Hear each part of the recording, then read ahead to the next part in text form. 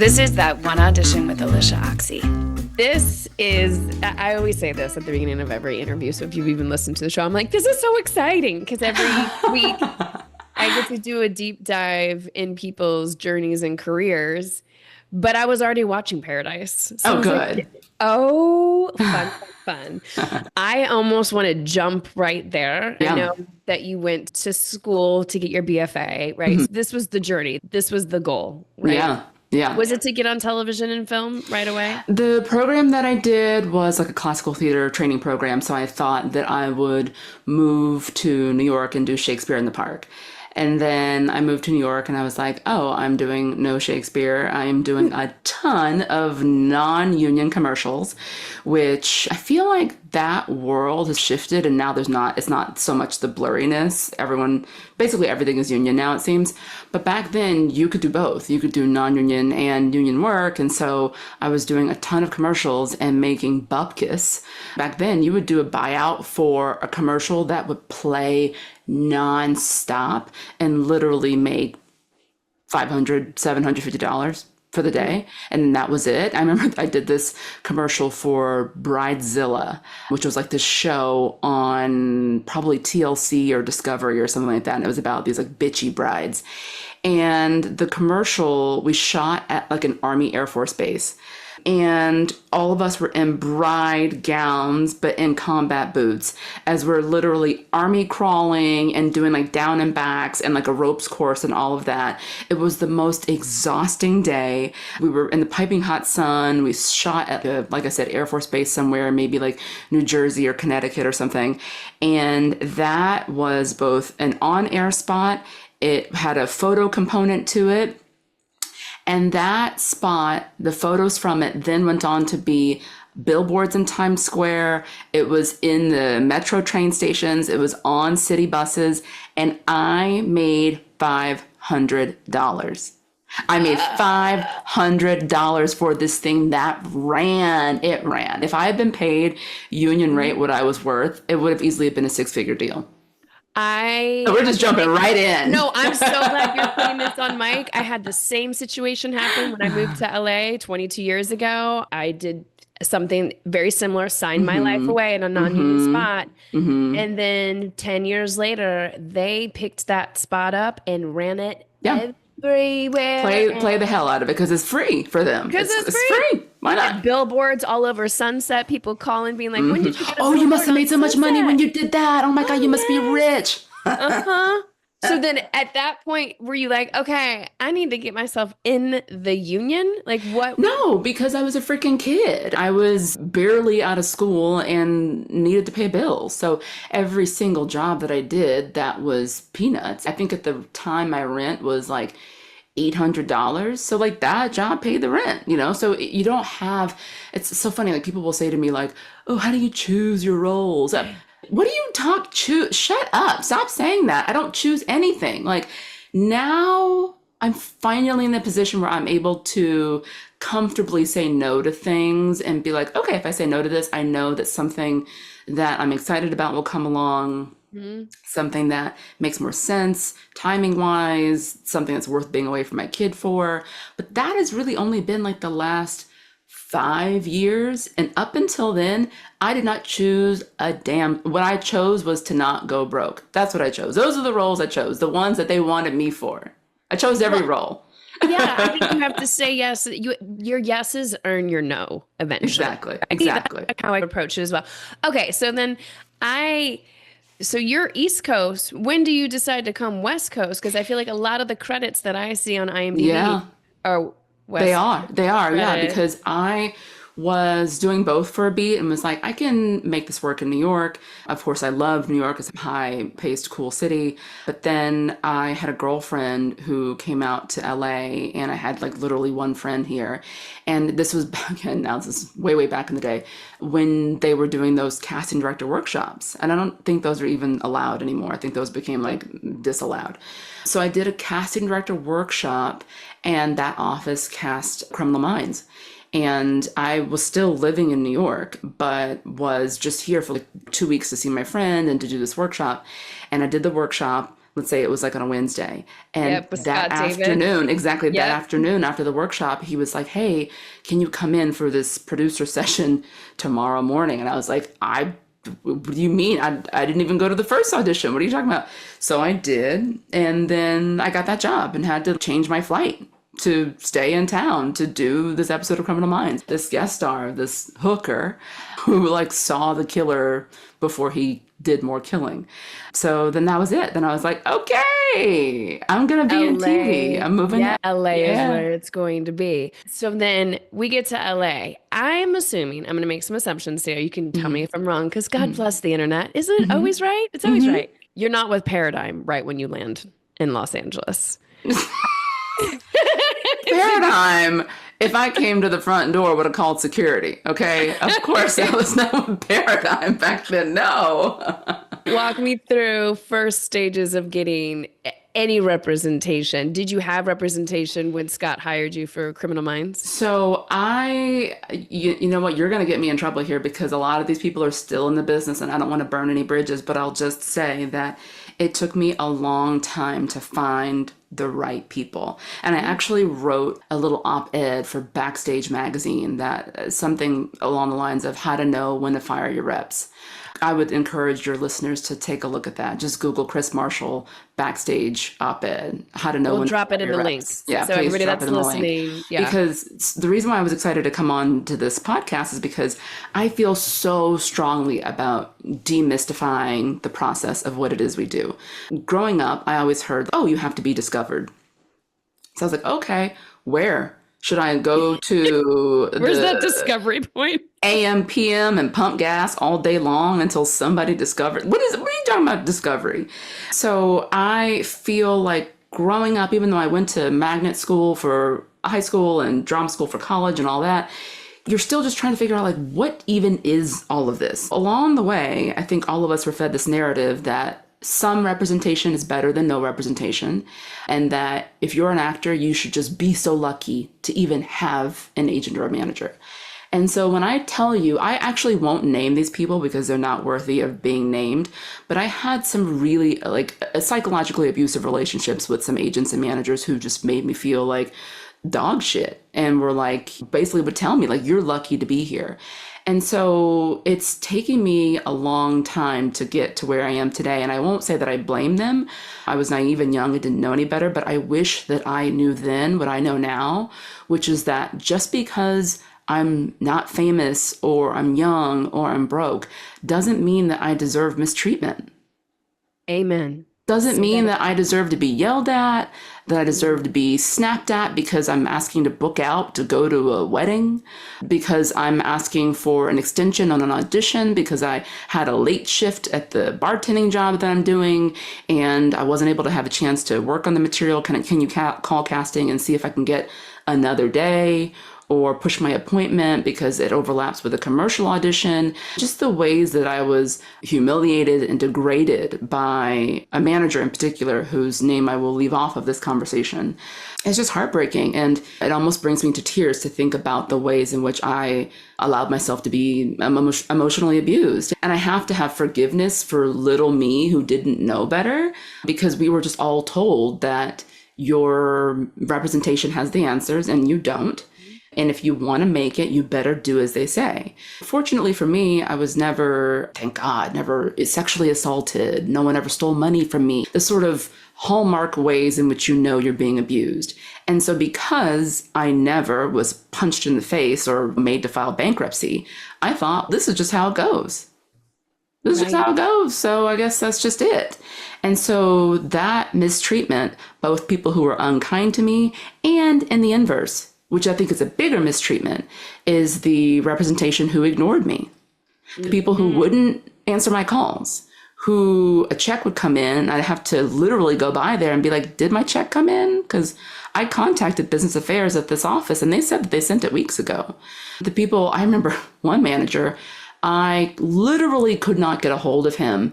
And so I concocted a scheme to go by his office at Christmas time to bring a gift. And at the time, his office was a home office. So he had his home, but then in the back, he had this little bungalow. And so I went by there and to bring a Christmas gift that I certainly couldn't afford, but it was the only way that I could try to get to him.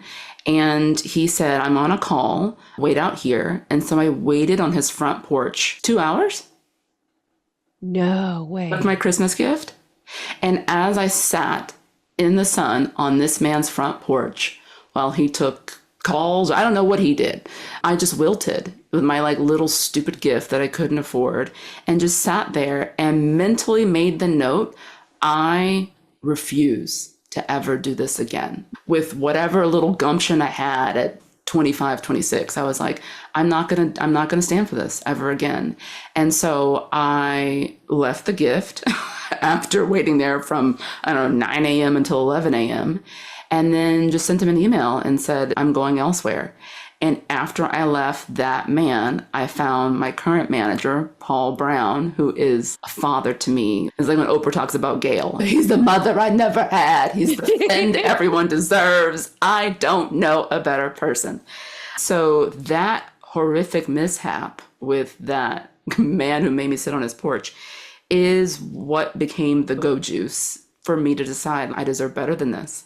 And so Yes. I left with no other options. I didn't have any other managers lined up in the queue and found Paul. How did you find saved Paul? me. So I'm so grateful. Krys, thank you for being open and honest about this. I feel like so many actors, including myself at the beginning of your career, we create the hierarchy, right?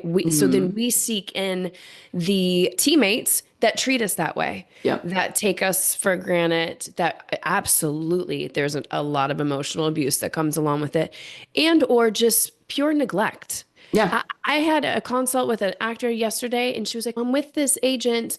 I've been with her since last April. She hasn't sent me on anything, but she made me sign a 2-year Thank you. contract. Exactly. No, your contract is now, it's in No. breach Right. because she never did her job. So you can Exactly. leave. Exactly. Leave. So I would love for you to expand. I know in the op-ed you probably have really good points about how to not be treated like this. Yeah. And so I'm going to leave that for people to go read. But in the reverse of that, tell us how you found Paul. How did you end up finding your Gail? Yeah. What were the Yeah. steps? My How Gail did you- King. Yeah. I want to ask, before you found Paul, did you do the actory strategy of, I'm going to book something and then I'm going to call in people that I need? Or were you still in the working stages of development yourself and just, okay, I'm going to go with this list of what I want? So after I left this crapola manager, so out of drama school, I got what then was called Abrams Artists, and then later went through a number of iterations. But I got my agent from my college showcase. With commercials, I've always had a team that I really loved and been very fortunate that way. And I will say, as a sidebar, and this is maybe Crimea River, but there are, I think, golden handcuffs that come along with having early success in the avenue that is not your chosen avenue. So oftentimes people think like it's black or white. Either you are a starving artist and you can't pay rent, or you are terribly successful and you're doing the things that you love. And there's that crazy big chunk of us who probably are the backbone of Screen Actors Guild, who are making good money, making a confident living. So it was early on that I was making enough money that I didn't have to do odds and ends jobs. However, it was exclusively in commercials and in print modeling. So it's, okay, everyone should cry for Krys Marshall. She works as a print model. Not really, because I spent 4 years in drama school and $200,000 to go to become a theatrical actor. And now I'm doing commercial after commercial, which is great. But I'd gotten really comfortable and accustomed to doing that and didn't know how to break out of that, didn't know where to begin. And as each year goes on, where you've only done commercials, you know, the line is more blurred now, but there was a time where you really were just a commercial actor or you were a TV film actor. If you wanted to be taken seriously, you couldn't do both.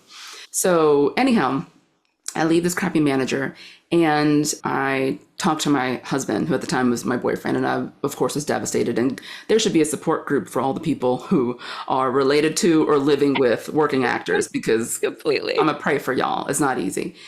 So I'm telling him all the things. He's in the weeds on all of it. And I'm like, I'm just so frustrated. And I felt so low. Like, maybe I'm not worthy of having somebody who respects me. Maybe the best I can do is these shoddy people, and I'm mistaken. I'm the one who doesn't have the correct vantage point here because I am low level and undeserving. So I should get what I get. And he was like, write down just the most basic things that you think you would give an actor if you represented them, right? So I'm not going to ask for some crazy thing. I want a general meeting with Francine Maisler. I'm not going to ask for anything crazy. I just want to make a list of the 5 bullet points that you feel you would give somebody if you represented them. So I was like, okay, great. 1, I want them to like me. Like, so simple, right? Just really simple. I want them to like me. I want them to like when I call. I want them to like when they email me. I just want them to like me. And he was like, great, write that down. I was like, okay, great. 2, I want them to have access, very simply, because there can be people who like you, but those people don't have people who take their calls. Right? Yes. So you have to have access on my behalf because at this point, I'm not famous. But if you don't have access to the rooms that I want in, then the 2 of us are both useless to each other. So A, you got to like me. B, you got to have access. C, I need to feel like you can have transparency in our relationship, right? If I am not being seen for this role, don't tell me that it's slow. When in actuality, casting never called you back. You have 15 clients you submitted and casting didn't see a single one. That's not about the business being slow. That's about you not having the relationships that you need to have. If you don't have transparency with me, then I can't trust you. So I need to be able to ask questions. Do you have relationships with agents and other folks in town who can also help build this team? What are the specific actions that you want to take to help me move my career forward? I came up with this like really simple bullet point list of just these questions that I would ask this potential representation so that I could feel comfortable. I can't make you make them hire me. We can't make anything happen. But if we have a simple plan in place where you like me and I like you, and you have access to the folks in this town who make things happen, people pick up your call, I trust you, you trust me, and there is a clear transparency of how we're going to operate with each other. I'm not going to lie to you and sneak behind your back to look for your replacement, and you're not going to lie to me and tell me it's slow when you can't get me appointments. So these are just the simple foundational ground rules. So once I came up with my little list, then Ted, my husband, who doesn't work in the business at all, but builds houses for a living and understands industry, and he's okay. Do some reverse engineering. Who are, rather than going to the top and saying, okay, CAA, ICM, I want to be with them. You're not ready to be with them. What are the shows that you like? Who are the girls on these shows? Who has a career trajectory that you envy? And then do some reverse engineering. Right now, you don't really have a lot of credits. At that point, I think I had Criminal Minds and maybe NCIS or like exactly some guest stars, some co-stars that I had gotten from mostly casting director workshops and things like that. So he's okay. So let's talk about lateral moves. What are other actors who were on those shows? What are they doing? Yeah. So I went through the list, and I was at the time, Orange is the New Black was a big to-do. This is maybe like 2014. So I looked at Orange is the New Black. I was looking at the cast of girls on that show, and I was looking at Laura Prepon. And I'm like, this actress has been in the game for a really long time. She's terribly talented. She's also not like cookie cutter. She's edgy. She's moody. There's a lot about her that I find sort of sexy and strange and intimidating. And she's been around for a long time. She was represented by Paul Brown, my manager. I sent him a detailed email that didn't say, "Dear sir or madam, I would like representation from your..." Don't do that, okay? Because he's a human being and he wants to be addressed the same way that you want to be addressed, which is with care, consideration, and thought. I said, "Hi, Paul. I love your client, Laura. I loved her in this, I loved her in that, and I love her on the Emmy-winning series, Orange is the New Black. She's doing amazing work. You two have been together for a really long time, and I want what she has. I'd love to meet with you. So I sent out that type of email. I sent 5 of those a day for probably a month. Squeaky wheel. Squeaky wheel. Yep. And I sent them to different actresses who I thought were, or to the representation who had different actresses who were on the level that I aspired to be, or lateral level, also actors who were guest star level, and just hit the town. And I didn't do the see, I was like, those people, they have their people. I want the folks who are looking to develop. And I would say that on my email, I have these credits, this is my IMDb link, but I want somebody who wants to take the time and attention to develop, because I know that I have something in me and I just need somebody to put wind beneath my wings. And so I went through the IMDb Pro and I sent out those emails. And from that, maybe 5 a day, like I said, for about a month.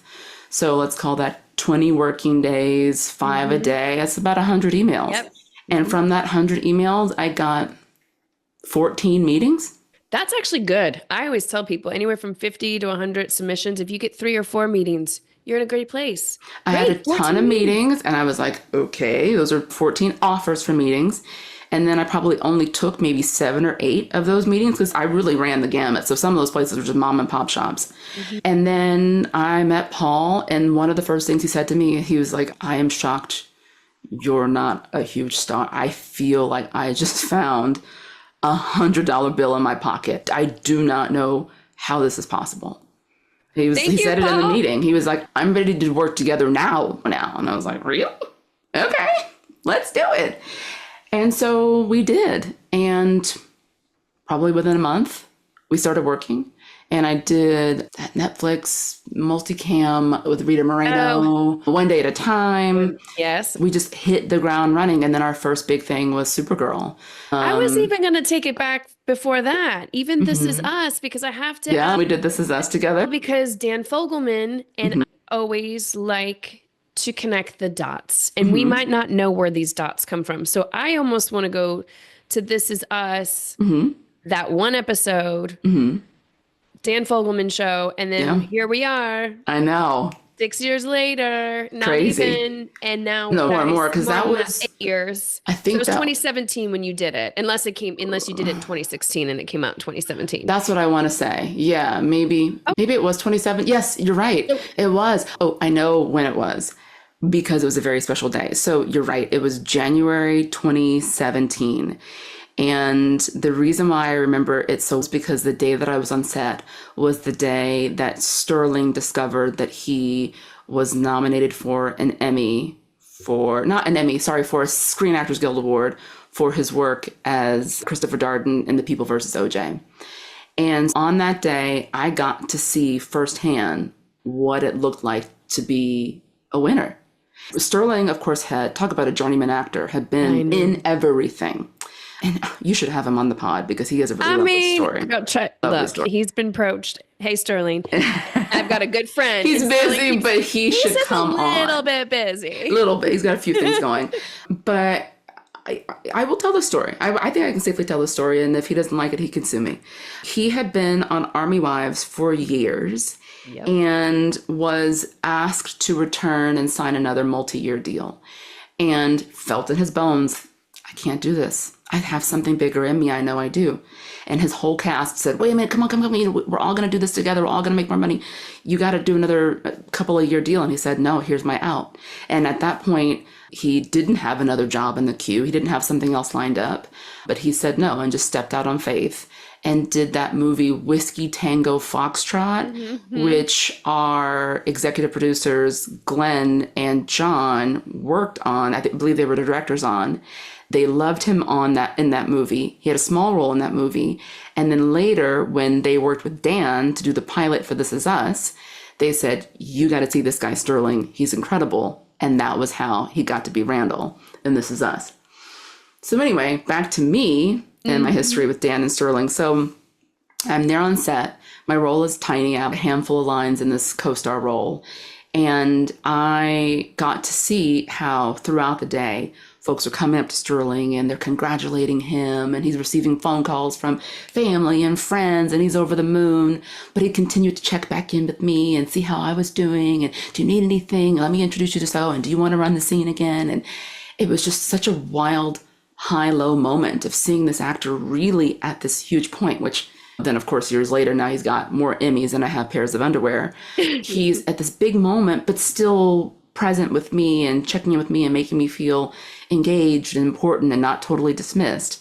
And I remember walking away from that set and feeling in my bones like, I want to be back here. I don't know what it means to be back here, but I want to be back here in this space. And didn't know then that then, like you said, I guess it was 7 years later, I would be, talk about back here in this space with these people in a very different capacity. I love closing the loop. So we're going to jump around a little bit. So then let's jump to Paradise, because it's the same casting director. Yeah. I'm privy to the sides for this character, one of my best friends, also one of Sterling's very good friends. It was between you and her. And so I worked with her on the tape. I wanted, because it's called That One Audition. Yeah. I would love to hear how you approach this audition. And for those that haven't watched Paradise, I just want to give them a little bit of a heads up. There's an intimate scene. Yeah. And I think as an actor and somebody who auditions all the time, that is the one thing that sometimes people have a hard time addressing. When we used to go in the room, there were some shows I had to go do things in the room, and I'm like, how do I handle this? How am I depicting this type of intimacy? So I would love if you would walk us through getting the call, the audition process, and then getting the call that you got it, because it closes a loop, Krys. Yes, I'm going to tell you about the tape I made, but I'm also going to say another thing that your friend probably won't want to hear, which was that I'll back up.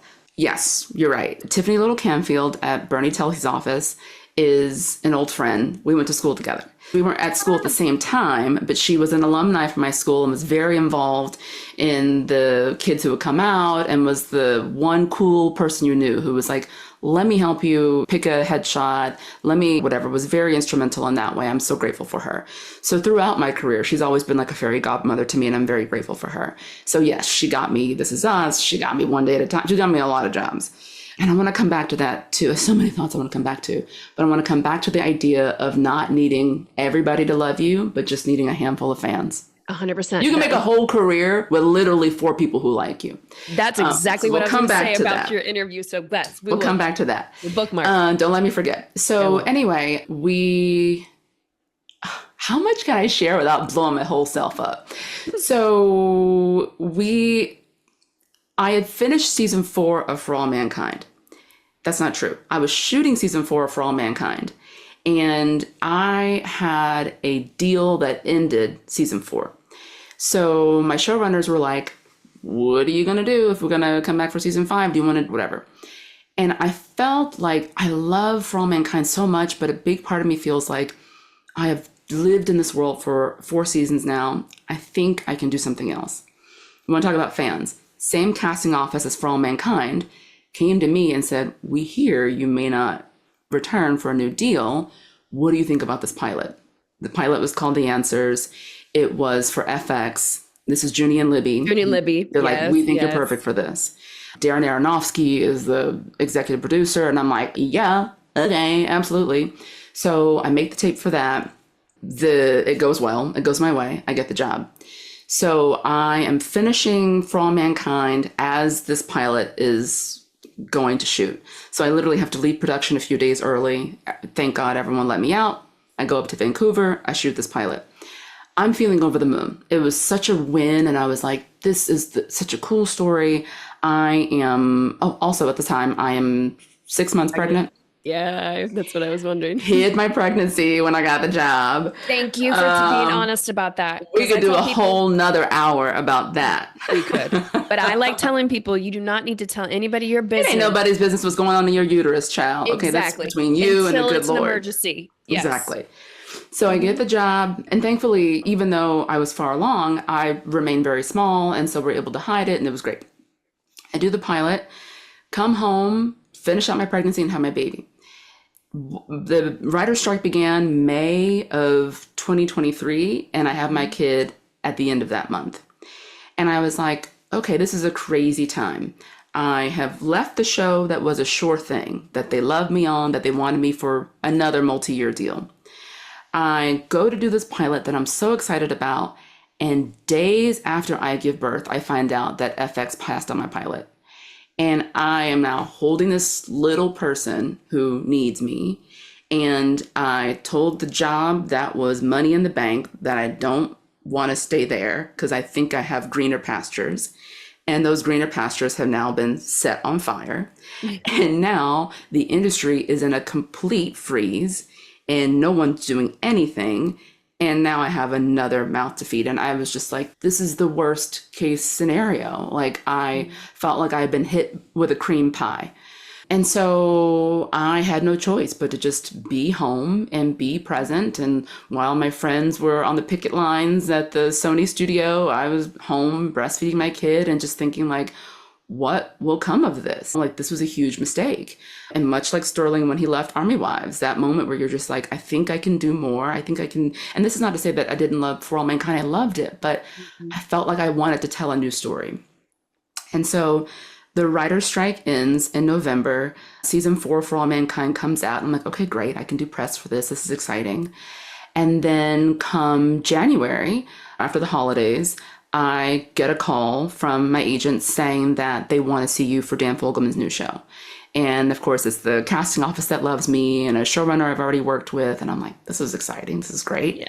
I read the material. I'm like, this is brilliant. And this cast is insane. And this would be wonderful to have. And so they asked me to make a tape. I asked for an extension because I've got a baby at home. And I'm like, I don't have time to make a tape and I'm going to need a few days. And in that time, they started to see other girls. And I knew that they were going to see other girls, but I'm like, I can only do what I can do. I'm not ready right now. What used to take me 45 minutes to an hour to work on a scene now takes me 3 days.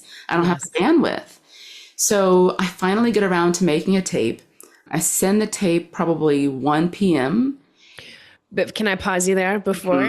Will you walk through some tangible things of how you approached your tape, especially the intimacy one, if you'd be willing to, because I think it's so invaluable for actors to hear how other people audition, especially in that space. You know what? You're inspiring me. I think I can probably still find the tape in a hard drive somewhere. Maybe I'll post it on Instagram. Yes. It's the scene where I am in bed with James Marsden, I believe, because there's a few scenes in bed, but I believe, he and I are in bed and we have just had sex and we're talking about our relationship.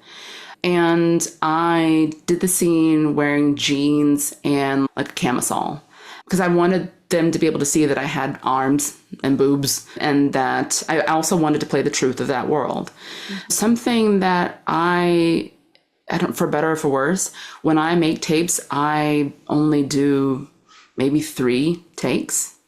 For me, I really feel like even if I drop a line or I flub up, that's on me, whatever, but I'm a human being. It is what it is. I also probably shouldn't say this, but I'm going to. I learned this from Michael Weatherly on my time in doing Bull and also doing NCIS. I use cue cards for my auditions. It's great. Because especially if I don't have a lot of time to work on something, I know there's a tight turnaround, I'm going to be so in my head about memorizing the lines that I may not be available for the moment with my scene partner. So I set up cue cards, and even if I have the scene memorized, I still have them there as a backup. And that way, if I go up, I don't have to burn the take. I can just go up and then take a beat, look around the room at wherever that card is that I posted up, catch my line and get back in. I also don't believe in gatekeeping. A lot of actors have their little tricks of the trade. If you have the time and you're good at memorization, you should absolutely memorize. But if you are low on time, don't kill yourself trying to memorize the scene. It's the same thing as holding our pages. Some people use a teleprompter. So however you can stay in the scene. And also, I think it's when you mess up. That's when casting. When we used to go in the room and I would mess up, I'd always get those jobs. When it was a perfect audition, didn't it? Who cares? Yes, we lean in when somebody takes a second or they drop a line, right? You're exactly. Like, oh, what's getting ready to happen? It feels alive. Yes. So it was one of those situations where I probably did each scene 2, maybe 3 times. And then I'm also a less is more kind of girl where, if the scene, she has a gun, she swings it around there, I'm not doing all that. I may take a beat if there's a kiss where I just hold that beat. Or if I answer a phone call, I'll use something practical like an actual cell phone. But I'm not a prop heavy kind of person, and I'm not a movement heavy person, because I find that on the day when you're shooting, the best is when they've got the 60 lens on, or sometimes they got the 80 and they're close, and it's like they're with you in that moment. So I did it a few times, sent the tape in, and then found out that evening that they wanted to pin me. And I thought, wow, that seems really fast, and shocked that this moved forward so quickly. Then the next day they made the offer, and I'm like, wait a minute, this is really fast. How is this so fast? So there's a negotiation that goes back and forth. That's a whole other episode we can talk about, negotiating. For a long time, I didn't know negotiating was a thing. I didn't realize that it's called an offer for a reason, because it's an offer. It's an offer of what they're offering you, and you can offer back what you think you're worth. And you can go back and forth until you come to a number that everybody feels good about.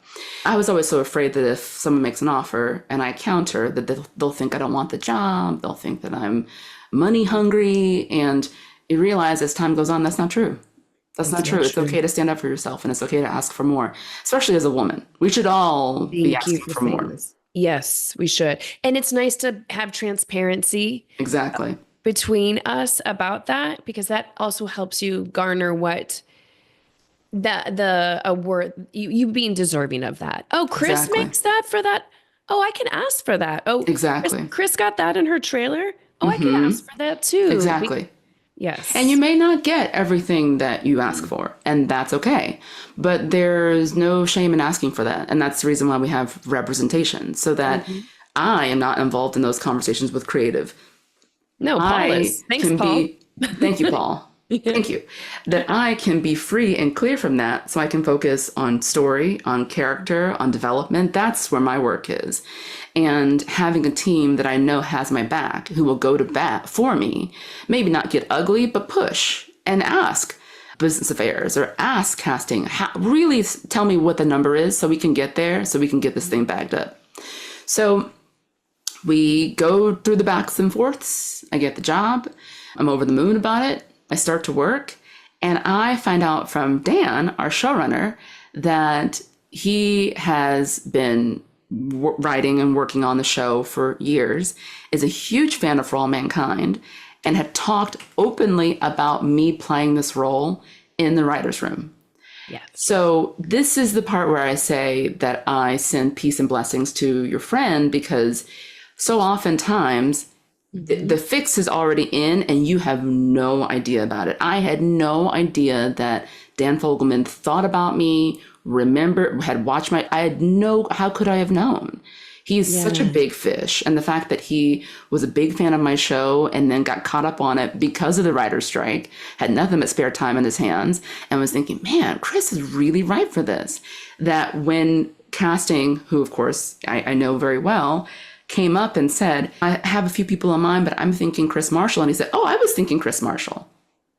So that's the beauty in all of this, is you really don't need everybody to love you. You just need a handful of people to love you, a handful of people to go to bat for you. And naturally, casting does their work and looks for other options as well. But ultimately, if it's yours, it's yours, and no one can take it from you. That's what I say all the time. It doesn't matter what happens. And my friend that it was up for, or was considered for it as well, knew damn the whole entire time that this part was written for you. So but I feel like that's what happens all the time. But sometimes things might happen. You might have all of a sudden booked something with Steven Spielberg. You're gone. Sure. But that's exactly, this is what I wanted this episode to truly be about. It really does only take a handful of people to make a career. So going in for auditions and winning the room is you winning the career. I don't think it's about getting the job. It's literally, look at both of your main shows. The only person that hasn't circled back yet is David and Lindsay from Supergirl, which I'm sure they will. I love them. I know. But that's okay. I do have a story about David and Lindsay. I had gone in for, oh God, I can't remember the name of the show. It was a CW show. I had gone in for teen CW shows and had come so close on so many of them. And David Rappaport is bae. I love him so much. And he had been gunning hard for me to find something for a very long time. And so there was a CW show. It was a DC Comics show. I can't remember the name of it now. It wasn't called Stargirl. It was something. I can't remember the name of it now. This was in September 2017. And I was so close on this job. So close. I did the network and studio test.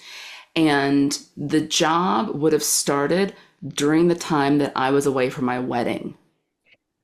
I got married September 18th, 2017. And this job worked in Vancouver from like September. It was like just after Labor Day through the beginning of October to shoot this pilot.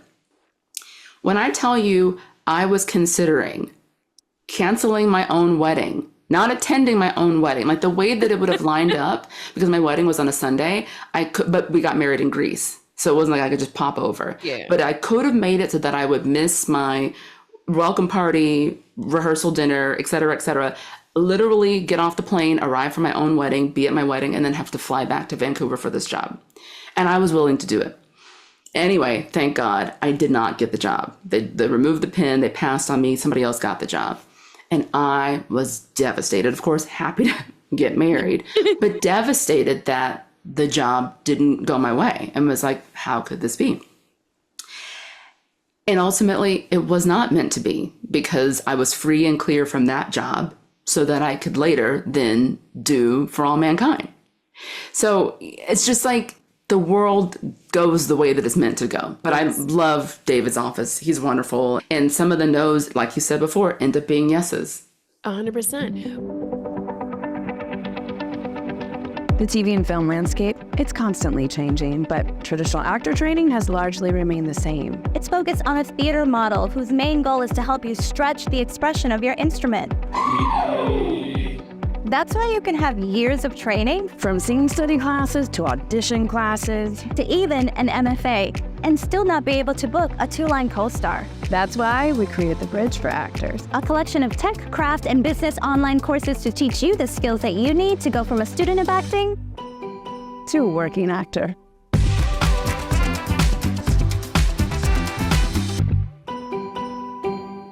Okay, For All Mankind, first season, are you hired as a recur? Yes. Yes. Yes. So hired as a recur. However, I'm in 8 out of 10 episodes and absolutely should have been a series regular. And I was one of 4 women on the billboard. All 3 were series regulars, and I was the only recurring guest. Krys, thank you for being honest about this, because I don't have a bone to pick with Apple. I'm grateful for them. And it's about business. It's not about personal. But that was a tough pill to swallow, to shoot the EPK, electronic press kit, to be on the billboard, to do the TV Academy junkets and all these things, and to know in your bones that everybody else is making orders of magnitude more than you are is really tough. Of course, I was so grateful for the job and for the opportunity, and I had a wonderful time doing that show. But the business is tough. Those are one of the things that make it really tough. that's what makes it tough. And I think a lot of people don't understand it's all financial. Literally at the end of the day, you're so excited to get the job. You get that guest star. Then they bump you up to recur. Then you're in all episodes produced. Exactly. Making a third of what everybody else does. So if you're willing to, talk about business. So season 2, when they come around, does your team collectively say, okay, great? Because were they coming back in as a recur and you're like, great, let's negotiate because Krys is busy. I am still in bed with Apple, so I won't throw them fully under the bus, but I will say that they came back knowing that I would need to be a series regular. That was really clear. And we passed entirely 3 times because we couldn't, the number wasn't what needed to be. And it was terrifying because at that time, this time I was at a wedding of a friend. I was an officiant of a friend's wedding in Italy. And during the negotiation, I am in Italy, probably 10 hours ahead of Los Angeles time, and just so nervous that now I'm developing a fucking ulcer because I'm like, oh my God, did they clear this deal? Did they clear this deal? Because when I left town, we had passed for the final time. And we said, if we can't get this up to what is commensurate of what the other series regular female astronauts are making, then we don't want to do this. So it took them 3 weeks to come back. And in that 3 weeks is when I was away in Italy. And it was the longest 3 weeks on record. And I had a lot of come to Jesus conversations with myself. Some where I was like, no, this makes sense. I needed to stand up for me. Others where I was like, this is the biggest fucking mistake I could have ever made. They could easily just, say that I died in between season 1 and season 2. How am I going to make this shake? But I also felt in my bones like, I love this world. I love this cast. I love this crew. And I know that they value me. I know that they value me. And they will find a way to make this work. And they did. And they did. And thank you for being honest about that. Again, starting at the beginning of this, understanding your value and worth as an actor is everything to then attract the teammates that you need to then go in and value you when we are working with businesses. Apple is a wonderful company to work for, and they also know how they are a running business. This is all a business. It's all a trade. And I think, too, that men have been doing this for a very long time. Men have been negotiating their worth and their value for millennia. And there is something about being a woman and something about being a woman of color that leads us to think that we are selfish, that there should be shame in asking for more, that we're not dedicated to the work because we're asking for more, that a real artist wouldn't worry about those things. There's just so much noise around it. And so I think, when the rubber meets the road, the work is the most important part. It doesn't matter what you're making or what role you're titled as or whatever. If you're not doing great work, you should stay home. That goes without saying. But I would like to give permission to all of the actors, but more specifically to the actors of color and to the women of color who are listening. I'm going to give you permission to ask for more. And whether that means making sure that that if the male actor who you're working opposite has a private dressing room, make sure that you get one. Just make sure that you're taken care of. You also have to be realistic too, though. Joel Kinnaman, for example, my castmate in For All Mankind, has had a very long history of being number one on the call sheet, is a big draw, is incredibly talented, has done huge movies and TV shows. So there's no way that he and I are going to make the same, and we shouldn't. And I think that you can't be delulu, right? You obviously have to look at the information in front of you. So again, I come back to having a great team who you trust, who can give you real information and tell you this is really what they have to offer for this role. This really is the ceiling. It really is important for you to take this, or it really is okay for you to pass on this. I love that. And I also heard you say earlier, I knew what my female counterparts were making. And that's why I think it's so incredibly invaluable to pull back the curtain and share with each other, because that's where we as women are going to advance further along and being valued at the table. Speaking of another op-ed, I wrote an op-ed for Talkhouse magazine called Help a Sister Out. And I didn't talk specifically about dollars and cents, but I talked about the camaraderie that the girls on For All Mankind and I had. I didn't mention the money, but the money is a big part of it. Those girls basically raised me. They held me up. And through season 1, having conversations with them, telling them flatly, I am making X, which isn't hard to figure out. It was SAG base rate for recurring guests, whatever that number is. And knowing what they were making. And they said to me, you deserve more. This is what we're making. You deserve more. This is what she's making. This is what she's making. This is what she's making. We're not all making the same, but we're all making more than Y. And you should be getting that. And they put a nickel in me and made me have the gumption to then turn to my team and say, come season 2, we got to fight. And thankfully, I had a great team who said, okay, we're happy to fight too. But it was me who drove that bus because these girls told me what the deal was. And I think that there is this misunderstanding that if my sister gets, then I don't. That there's only room for some of us to eat.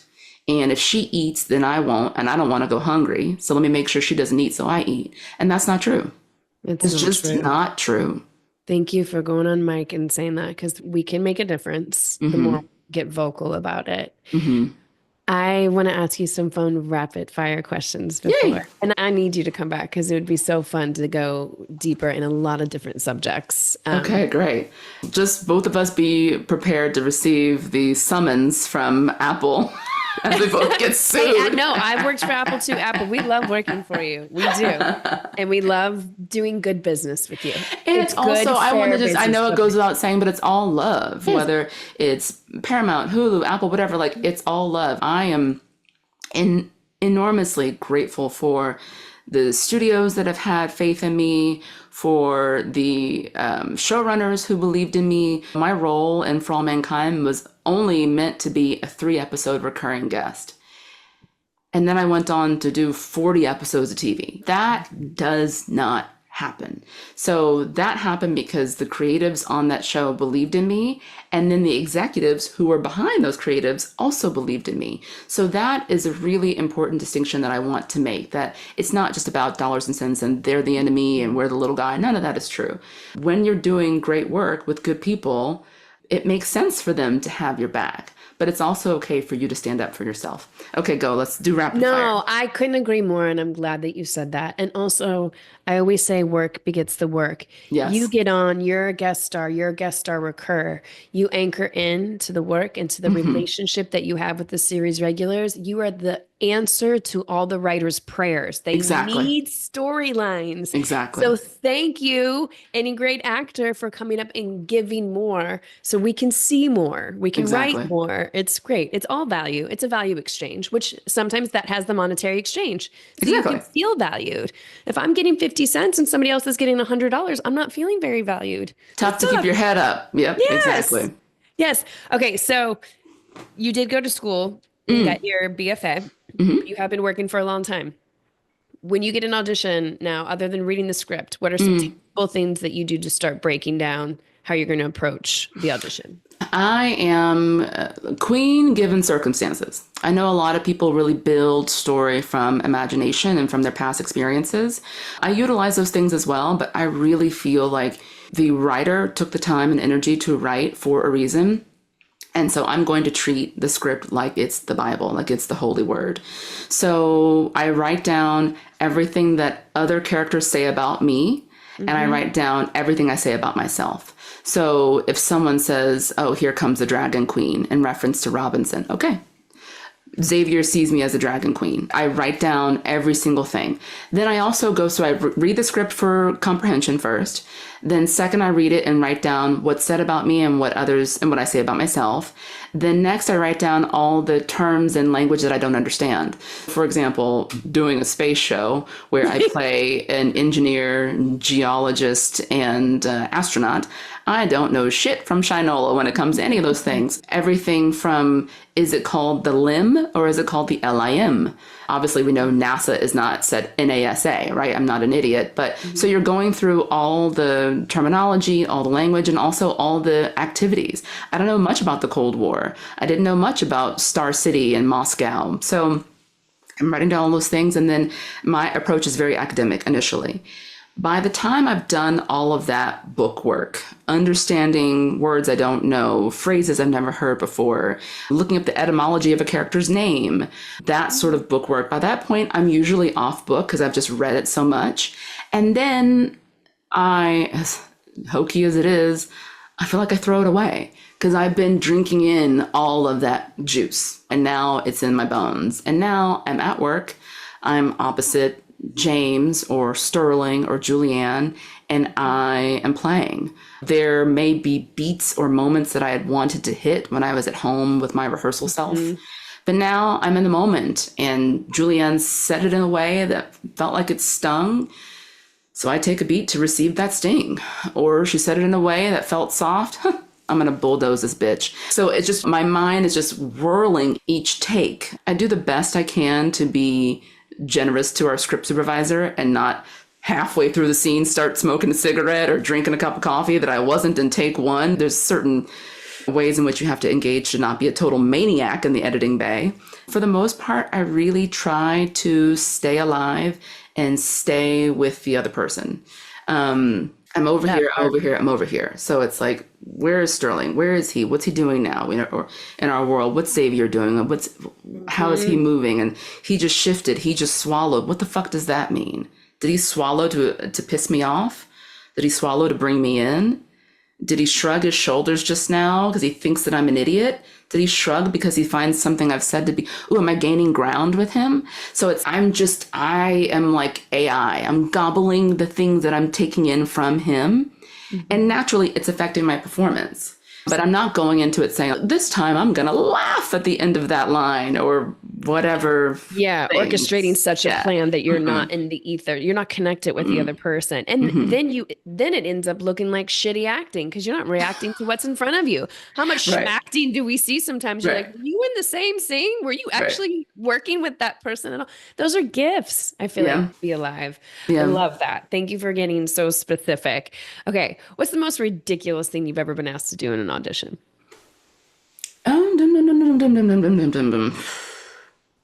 I mean, I am short on thinking of the most ridiculous thing I've been asked to do an audition, commercials, whatever. But going back to one of the not nice managers that I had early on, he was trying to get me to audition for Skinamax movie. And the material said actor must be comfortable with full frontal nudity and simulated sex. And I said, oh, no, I can't do that. I don't want to do that. And he gave me such a hard time and really berated me over the phone, and then had a woman from the office, the other manager, call me, and she explained to me how Isabella Rossellini and a lot of very talented actors began their careers doing work that was blue. And if you are dedicated, you should be willing to do work that all work. And they berated me so bad, they refused to uncancel the appointment. They'd already confirmed me before they'd even spoken to me. And at the time, I was probably 22, 23, and was so upset and called my mom and I was just crying. And I was like, they're going to drop me if I don't go to this audition. And my mom was like, this is really up to you. This is your career. I stand behind you no matter what. But if you're afraid to do the audition, you're going to be afraid to do the job. There's no way you're going to be able to do that job. So I don't stand in your way. You stand in your way. And it sounds like you don't feel good about this. And so I had to stand up for myself and say, I cannot do this audition because I cannot do this job. This is not a shade to actors who have done full frontal and cut to now and working with James Marsden. And I was topless that whole damn day when we were shooting that scene in bed. But I think if you are reading something and you know in your bones this doesn't feel right, then it doesn't feel right. It doesn't feel right. And that's exactly it. That's why I ask these questions so that people also know, oh, that's a weird thing for somebody to be asked to do in an audition. I'm not going to do that because power in saying no. Yep. Do you have audition superstitions? Oh, God. Not anymore because I am in therapy for my OCD and anxiety and depression. But before the advent of talk therapy, I used to have this pair of Lucky underwear. They were, now I'm really spilling the tea. So I'm from the South. And even though my family's pretty laid back, I still came from some conservative, religious sort of background. And so when I was in high school, I was not allowed to wear thongs because my mom thought that they were like tacky and for like tacky people. And so I remember I was like probably 13 and I went to Macy's and I shoplifted this Calvin Klein thongs. Remember how Calvin Klein thongs came like in a box? It was like a 3-pack of thongs that came in a box. Oh God, Macy's, please don't look to me to get arrested. That thievery back in 2008 or whatever. But anyway, so I stole this pack of thongs, and these 3 thongs were the most like precious items I owned. And I would hand wash them because if I put them in the wash, my mom would see them and be like, where'd these thongs come from? You're not allowed to wear thong underwear. And so then they became my lucky thongs. And so whenever I had a big audition or if I had to book a job or whatever, I would wear these thongs. And so you do the math, right? From age 14 until 24. This is now 10-year-old. And this is like heirloom underwear. And these thongs were now so tattered and just so embarrassingly useless that eventually I had to retire them. Now I no longer have a superstition, but for a long time it was these ratty Calvin Klein thongs. I love this so much. You're going to end up getting a box of thongs from somebody. Listen to this. I can't believe I told you that story. I don't think I've ever told my husband that story. It's so embarrassing. I love it so much. Okay, so what is the one role right now that you wish you could steal or you could have done? Oh man, I auditioned. So this was in between season 1 and season 2 when Apple was still wringing their hands about making me a series regular. So I was not under contract and I auditioned for Helly in Severance. Talk about the one that got away. And now that first of all, Britt Lauer is so right for you want to talk about right for the role. This role was written for her. She is wonderful in it. And I saw her at a pre-Emmys party last year and said as much and was just like, you are so fucking great in this. I'm so happy for you.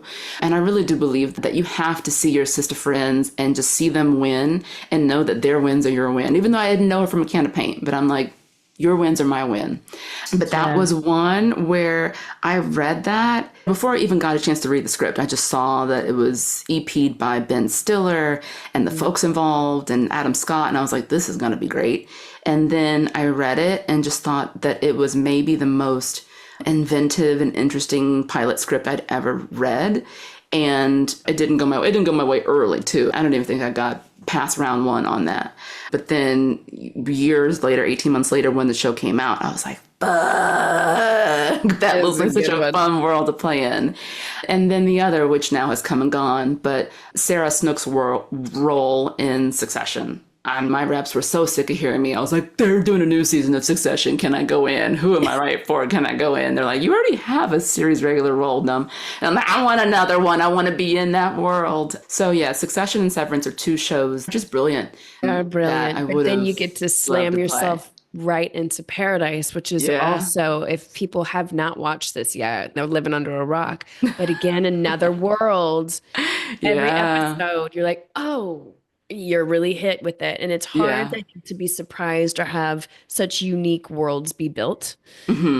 So you got yours. And I feel like I have an embarrassment of riches to go from job to job that just feels like once in a career kind of jobs. I'm like waiting for a piano to fall off a top story building and crush me because I can't believe it. And again, I'm going to have to come back on your show because there are so often, especially when entering into an environment like a big high budget Apple show or where essentially everybody on the call sheet has an Emmy on Paradise, and just to feel in those moments, I don't belong here. I'm not good or even remotely good enough. These people are like cool and famous and I'm none of those things, and I'm going to drown. I'm going to drown out here.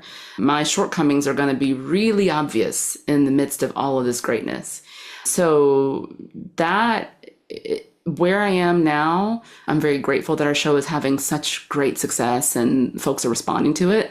And my current work, this has now become a therapy session, but my current work is still finding grace for myself and reminding myself that I do belong in these rooms. I do belong in this cast, and I'm here for a reason. So I think when I was younger and starting out, I had a fallacy that once I got to where I am today, that I would feel like I belonged or I'd feel like I could hold my own. And I'm still questioning it. Every day I still question it. It's a work in progress. I think we all are a work in progress, and it's amazing. Thank you for your honesty and your vulnerability about that, because even when a part is written for you, literally written for you, Literally written for you and your beautiful work on screen. Nobody can take that away from you. Nobody can. You're such a force. I can't wait to see what you do next. I hope Paradise you. keeps going. Where can everybody follow along? Obviously, Paradise is on Hulu. You can watch it now. Watch it now. Yeah. And then what are you on socials? Oh, my first and last name, Krys Marshall, on Instagram. That's the only one that I do. I saw you recently had on Rob Morgan, who played my dad in an episode of a CBS show. And I remember he would come on set, he'd leave the dressing rooms and he'd walk to set and he'd go, "Showtime, make it look easy." It was like such a cute little thing he would say. And we would go from one thing, "Showtime, make it look easy." And it stuck with me. And I hold on to that because I think that as hard as it is, as much work that we all put into it, really, when it's all said and done, you got to go out there, you got to have fun, and you got to make it look easy. And if you're out there and you're wringing your hands and you're stressed and you're with your notes and you're clenching and this is not what I worked on my coaching session and I wanted to do this and how come she has more than me? If that is your mindset, this clenched, frightened, rigid mindset, then it's not going to look good and you're not going to last. You're going to burn yourself up. And so if I could leave our listeners with a little 2 cents, it'd be Rob Morgan saying, "Showtime, make it look easy." Queen, you make it look easy. Let me just say, after watching you for a whole week, I would have never anticipated that how we all feel, I think, as actors sometimes. So thank you for being such an open book. Please come back, please. I'd love to. And thank you so much for doing this. Thank you. Thank you for having me.